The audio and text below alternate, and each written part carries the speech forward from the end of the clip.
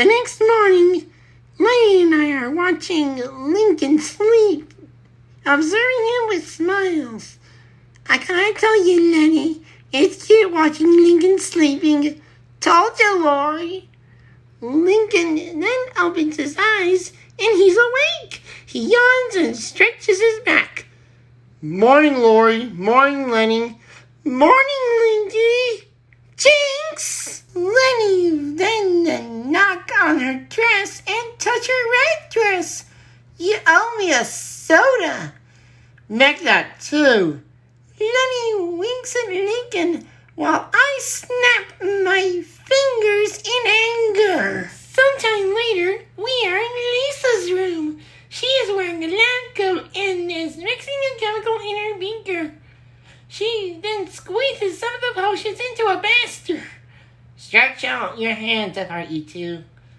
Me and Lincoln then stretch our hands, and the adhesive is stretchy. Lisa added a few droplets on the adhesive, and it began glowing for a bit. Then it fades. Now the adhesive will wear off in an hour, separating you two from your hands. Thank goodness, I can go back to reading. And I can go back to texting now.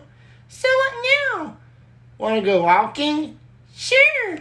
Can we take Lenny with us also on our walk? Sure, Lincoln. Lenny then comes by, and she agrees that she would come too on our walk together.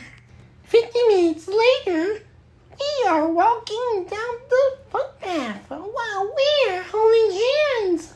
This is such a nice walk. It is, Lincoln, but it's almost late. We continue to walk. We reach the street. Lincoln accidentally trips. Not only was he in the middle of the street, the adhesive wear off, thus freeing our hands from each other. I looked at my hands. Yes, we're free! I thought things would get a lot better until the bullies Hawk and Hank showed up. The two Hazeltucky Hawkers confronted us, and that was not good. And they all showed their criminal-like beady eyes at Lincoln as they threatened him.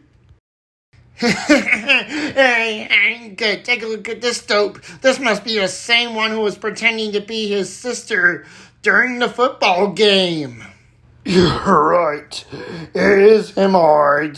So let's pound him and teach him a lesson that winning will never pay. Hey! I said, glaring at the two jerks who were threatening him. You better stay away and leave my brother alone, or else you'll get to what you deserve. But the Hawkers didn't seem to care. They keep laughing. What are you gonna do about this, crazy blonde woman? And this is where I draw the line. You are literally going to regret this. And sure enough, the Hawkers went right into a panic, terrified as I began to beat up those two jerks and save Lincoln.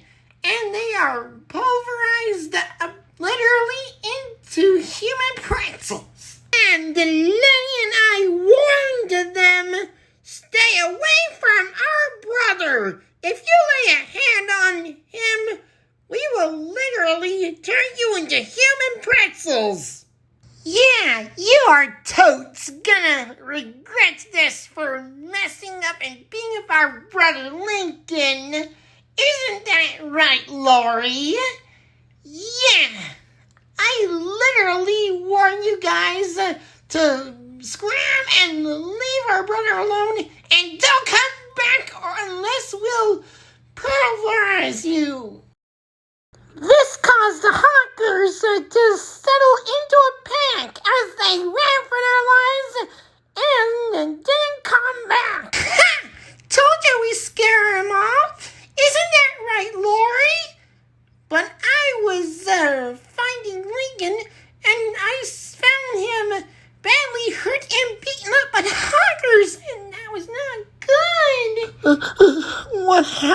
then. Don't worry, Lincoln. We'll take you home and everything will be alright. I literally took Lincoln into my bedroom and I decided to put him into bed with me. And that was so literally sweet and caring. Afterward, Lincoln is in his PJs in his room getting ready for bed. I am in my PJs looking through Lincoln's door and sees him crying quietly. I come in too. Hey, Link, are you feeling okay? Lori, thanks for saving me. You're welcome, little brother. Lincoln ran into his tissue and tossed it into his waistband. I have then sat next to Lincoln. Those hogging handkerchiefs almost beat me to death. It'll be okay, little bro. You're safe with me. Thanks, Lori. Even if you always boss me around, we still got a close bond anyway. I then smiled at Lincoln for his good nature. I got close to Lincoln and put my hand on his back. Linky, I am really sorry for how I treated you yesterday and almost for every bad thing I did to you in the past. Like I kicked you out of my room because you walked in there. That I teamed up with the other sisters to get the best seat in the car. And also for kicking me out of the pool because I have decided to use your pool. Lori, it's alright. It's just because you're the eldest of the bunch, I need your help with my homework. Or I need someone to drive me somewhere. All you do is yell at me and boss at me around. Oh, Lincoln, I said that embracing Lincoln. You're right.